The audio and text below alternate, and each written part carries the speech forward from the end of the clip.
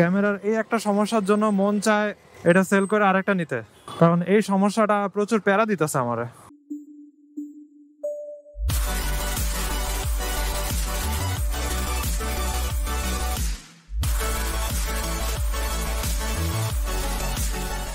এই what is up, এখন বাজে সকাল 11:19।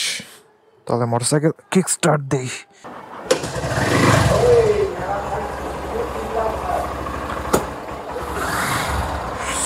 স্টার্ট হয়ে গেল। সো এখন বের হয়ে যাব। আমি যাব হচ্ছে সায়েন্স ল্যাবের দিকে। সায়েন্স ল্যাবের যে মাল্টিপ্ল্যান সেন্টার আছে ওইটার পাশের গলিতে ঢুকবো, তাহলে মেইন রোডে গিয়ে তারপর আবার ক্যামেরা অন করি। অলরাইট, বের হয়ে গেলাম মেইন রোডে।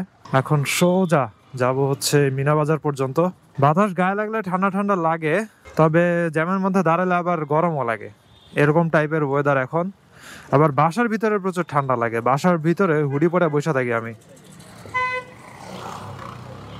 4ভিটার অবস্থা দেখছেন, মডিফাই করে পার্পল রঙের 4V, যদিও লাইট মাইট কিছুই নাই, একদম কালো রঙের স্টিকার লাগা রাখছে। আমি মাঝে মধ্যে এরকম টাইপের বাইক দেখি যে কালো রঙের স্টিকার লাগা রাখে, বুঝি না কেন আর কি। হেডলাইটটা পুরাই ব্লক করে রাখে স্টিকার লাগায়। হোয়াটএভার, একদম সোজা মিনা বাজার পর্যন্ত যাব এবং মিনা বাজারে একটা জিনিস খুঁজতে পারি আমি, ওটা হচ্ছে কালাভুনার মশলা। দেখি পাই নাকি ওইখানে, কারণ ওটা কিনতে হবে আমার। আমরা বাঙালিরা কিন্তু প্রচুর মাংস খাই, বোঝা যায় না। কোরবানিতে তো এমনিও খাওয়া হয়, অন্যান্য সময়েও কিন্তু প্রচুর মাংস খাওয়া হয়। এবং এখন এমন অবস্থা হয়েছে মাংসের থেকে মাছের দাম বেশি, এরকম সিচুয়েশন কাজ করে। তবে বাঙালিদের একটা সুবিধা হচ্ছে মাটির কোয়ালিটি ভালো হওয়ার কারণে প্রচুর শাকসবজি কম দামে পাওয়া যায়। বাইরের দেশে যেমন ইউএসএতে, ওইখানে আবার হচ্ছে মনে করেন ফিশ অনেক বেশি পাওয়া যায়, শাকসবজি হয় তবে অত ধরনের পদের পাওয়া যায় না যেমন এশিয়ার দিকে পাওয়া যায়। কারণ এশিয়ার দিকে মাটির কোয়ালিটি ডিফারেন্ট হওয়ার কারণে অনেক পদের শাকসবজি হয় এখানে। আর ইউএসএর হচ্ছে ওই যে হাওয়াইয়ের দিকে যখন মানুষেরা যায়, তো হাওয়াই ওইদিকে হচ্ছে মানুষেরা জ্যাকফ্রুট, ব্যানানা, ম্যাঙ্গো বিভিন্ন ধরনের ফল টল পায়। ওকে, এই জায়গাতে রাখি, একটা লক মাইরা যায়। অ্যালার্মটা মারলে বেটার। অলরাইট, কিনে ফেলছি কালাভুনা মশলা।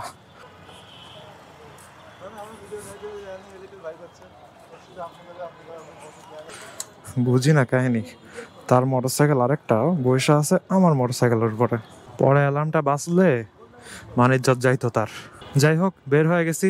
আর ক্যামেরার অটো এক্সপোজারটা বারবার অন হয়ে যাইতেছে, এটার জন্য খুবই বিরক্ত ফিল করতেছি আমি। ক্যামেরার এই একটা সমস্যার জন্য মন চায় এটা সেল করে আরেকটা নিতে, কারণ এই সমস্যাটা প্রচুর প্যারা দিতেছে আমারে।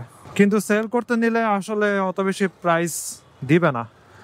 বাঙালি দোকানদাররা, ক্যামেরার দোকানদাররা অনেক খারাপ, কেনার সময় অনেক টাকা নেয়, সেল করতে নিলে অর্ধেকের থেকেও কম দাম বলে, আর কি 20% দাম বলে এরকম। মনে করেন এটা কিনছি আমি 40,000 দিয়ে, ঠিক আছে, যখন আমি সেল করতে নিব তারা বলবে 5-6,000, 9,000। প্রবলেম বলা যায় মেইনলি এইটাই, অটো এক্সপোজার বারবার অন হয়ে যায়, এই জন্য অনেক ফুটেজ নষ্ট হয়। অনেক সময় দেখা যায় যে রোদের মধ্যে পুরো অন্ধকার করে ফেলছে এই অটো এক্সপোজারের কারণে। আর প্রচুর রোদের মধ্যে আসলে ক্যামেরার দিকে তাকাইলে বোঝাও যায় না কি চলতেছে। ছায়ার মধ্যে গেলে তখন দেখা যায় যে অটো এক্সপোজারটা অন হয়ে আছে। Insta360, Ace Pro, তারপরে হচ্ছে DJI Action, ওগুলা ইউজ করার ইচ্ছা আছে। তবে GoPro ইউজ করলে আর কি একটা ওই যে ফ্যান হয়ে যায় মানুষ GoPro এর, কারণ GoPro আসলে খুবই জোস, বিল্ড লাইক এ ব্রিক, ইডের মতো অবস্থা, কোনো ঝামেলা হয় না, কিছু না, জাস্ট এই একটা সমস্যা। আবার আমার যেসব অ্যাক্সেসরিজ এগুলো হচ্ছে GoPro এর, তাই একবার আপনি যদি GoPro এর ইকোসিস্টেমের ভিতরে ঢুকে যান তখন এখান থেকে বের হওয়া কঠিন। আপনি যদি অন্য ক্যামেরা কিনেন তখন ওই ক্যামেরার ইকোসিস্টেম আবার আপনার বাই করা লাগবে। কে জানি কল দেয় আমারে, সাইডে যায়নি। ওকে, আবার যাওয়া শুরু করি। আরেকটা জিনিস হচ্ছে, আমরা যে বাসা পাল্টাইছি, বাসা পাল্টানোর পরে আমার যেই ড্রাইভিং লাইসেন্স স্মার্ট কার্ড যেটা, ওইটা হচ্ছে বাসাতেই রেখে দিছিলাম ভুলে, ব্যাগে নেওয়া হয় নাই। এরকম অবস্থাতে আমি রাইড করতেছি, আমার ব্যাগের ভিতরে লাইসেন্স নাই। পরে আম্মু বলে যে আচ্ছা এটা কি তোর কোনো কাজে লাগবে না নাকি, এটা ফেলে দিব। আই এম লাইক হোয়াট, হায় হায়, এটা তো আমার ব্যাগে রাখার কথা ছিল। এটা ছাড়া আমি এতদিন রাইড করছি, আমি টেরই পাই নাই। সবচেয়ে বেশি ইম্পর্ট্যান্ট যেটা হচ্ছে সাথে রাখা লাগবে ওইটা হইতেছে লাইসেন্স আর ওই যে ট্যাক্স টোকেন, ওইটা অনেকে ট্যাক্স টোকেন হচ্ছে ল্যামিনেটিং করে নেয়, কিন্তু ল্যামিনেটিং করলে ওইটা আবার আরেক সমস্যা, ভাঁজ টাজ করতে পারবেন না, আবার মানি ব্যাগে ঢুকাতে পারবেন না, অনেক ধরনের সমস্যা। আবার যদি মানি ব্যাগে ঢুকান তখন এটা হচ্ছে চাপে চাপে অথবা ভাঁজের কারণে আস্তে আস্তে নষ্ট হয়ে যায়। ট্যাক্স টোকেন রিনিউ করা তো মনে হয় অনেক প্যারা, আমি কখনো এটা করি নাই, হয়তো পুলিশের কাছে যাওয়া লাগে ট্যাক্স টোকেন আবার রিনিউ করার জন্য। যাই হোক, let's write, let's take the thrill. আর আমার মোটরসাইকেল হ্যান্ডেল ওইটা নিয়ে শোরুম থেকে যেই 20-22 হাজার টাকার বাজেট দিল আমারে, আমার আস্তে আস্তে মনে হচ্ছে আমার এত কিছু লাগবেই না, এবং মনে হচ্ছে সমস্যাটা শুধুমাত্র হ্যান্ডেলে। তবে ওইটার জন্য বলা যায় এখানের অনেক কিছুই বাড়ি বুড়ি দিয়ে হচ্ছে ফিক্স টিক্স করা লাগতে পারে, কিন্তু আমার রাইড করতে কোনো সমস্যা হইতেছে না। সমস্যাটা হচ্ছে আব্বুর জন্য, কারণ পরে তো আব্বুকে দিয়ে দিব মোটরসাইকেলটা, তো আব্বুর কাছে জিনিসটা উইয়ার্ড লাগতে পারে অথবা তার কাছে কমফোর্টেবল নাও লাগতে পারে। জিনিসটা হচ্ছে মোটরসাইকেলের হ্যান্ডেল হালকা এরকম বাঁকা হইলেও আমার কোনো রাইড করতে সমস্যা হয় না। তার ভিতরে একটা কারণ তো হচ্ছে ব্যালেন্সে কোনো সমস্যা নাই, হাত ছেড়ে দিয়ে মোটরসাইকেল চালালে একদম সোজা যায়। সো বল রেসারেও কোনো সমস্যা নেই, কিন্তু সমস্যা শুরু হবে তখন যখন আপনি সাইকোলজিক্যালি প্রবলেমটা ঢুকায় দিবেন। অর্থাৎ চলতেছে সবকিছু ঠিকঠাক, কিন্তু আপনার মাথার ভিতর যদি অলওয়েজ এরকম থাকে যে না এটা বাঁকা, এটা বাঁকা, এটা বাঁকা, আমার ব্যালেন্সে এই সমস্যা হবে, ওই সমস্যা হবে, তখন আপনার অটোমেটিক্যালি ব্যালেন্সে সমস্যা আসা শুরু করবে। সো এটা হচ্ছে মেকানিক্যাল প্রবলেমের থেকে সাইকোলজিক্যাল প্রবলেম আরো ভয়ঙ্কর। যদিও এটা একটা মেকানিক্যাল প্রবলেম, বাঁকা হয়ে আছে, কিন্তু সাইকোলজিক্যাল প্রবলেম যখন ঢোকা শুরু করবে আপনি আর ঠিক মতো চালাইতে পারবেন না, এটা আপনার ফিক্স করাই লাগবে। সো আমি ওই জিনিসটা মাথায় আনতেই চাইতেছি না আর কি, কারণ যখন থেকে আমি মাথায় আনা শুরু করব বাঁকা বাঁকা, তখন থেকেই হচ্ছে ব্যালেন্স উল্টাপাল্টা হওয়া শুরু করবে। আর এখন কোনো প্যারাই নেই, হাত ছেড়ে 300 ফিটে হাতির ঝিলে কত জায়গাতে রাইড করলাম, কত ভাবে রাইড করলাম, নো প্যারা অ্যাট অল। যাই হোক, এখন বামে ঢুকে যাব আমি।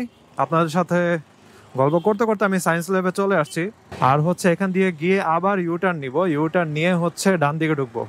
ডান দিকে তো জ্যাম, প্যারা নাই, এই জ্যাম বেশিক্ষণ থাকবে না, এই যে চলে গেছে অলরেডি জ্যাম। তো ডান দিকে হচ্ছে মাল্টিপ্ল্যান সেন্টারের যে গলিটা, ওই গলিটার ওদিক দিয়ে ঢুকবো। তো গরুর মাংসের কালা ভুনা, ওইটার মশলা কিনলাম রাঁধুনি ব্র্যান্ডের, আর হচ্ছে বাসা যাওয়ার সময় আধা কেজি আলু কিনা লাগবে। সো এই হচ্ছে সকালের কাজ আর কি, বিকালে আবার বের হওয়া লাগবে। এবং আমি নিজে নিজে আস্তে আস্তে রান্না বান্না শেখা শুরু করছি, চেষ্টা করতেছি যাই বানাই না কেন অ্যাটলিস্ট আস্তে আস্তে এক্সপিরিয়েন্স তো হইতেছে, কারণ ফিউচারে নিজেরই সবকিছু করা লাগবে। আর বলতে বলতে হচ্ছে 9143 কিলোমিটার চলে, এবং 10,000 কিলোমিটার মোস্ট প্রবলি একটা সার্ভিস দিব, যেটা হচ্ছে শোরুম থেকে না, শোরুমের না, অন্য কোথাও একটা সার্ভিস দিব, কারণ আমার সব কিছু ঠিকঠাক মতো চেক করা লাগবে। শোরুমে কিছুই ঠিক মতো তারা চেক করে নাই, এবং সামনের চাকা খুলেও নাই, এরকম অবস্থা। সো আমার কাছে যেটা মনে হয় একটা ফুল ফিল চেক আপ করা উচিত। হয়তো অনেক খরচও হতে পারে, কিন্তু কিছু করার নাই, মোটরসাইকেলের যদি আয়ুষ্কাল বাড়াইতে চাই অবশ্যই এই কাজ করা লাগবে। আর কম খরচে হ্যান্ডেলটা কিভাবে ঠিক করা যায় এই জিনিসগুলো নিয়ে একটু রিসার্চ করা লাগবে। যাই হোক, আজকের ভিডিওটা তাহলে এখানে শেষ করি। I hope you guys like this video. For watching for the first time you can kindly subscribe. বেজে গেছে 11:30। তো see you in the next one. সবাই ভালো থাকেন, সাবধানে রাইড করেন, টাটা।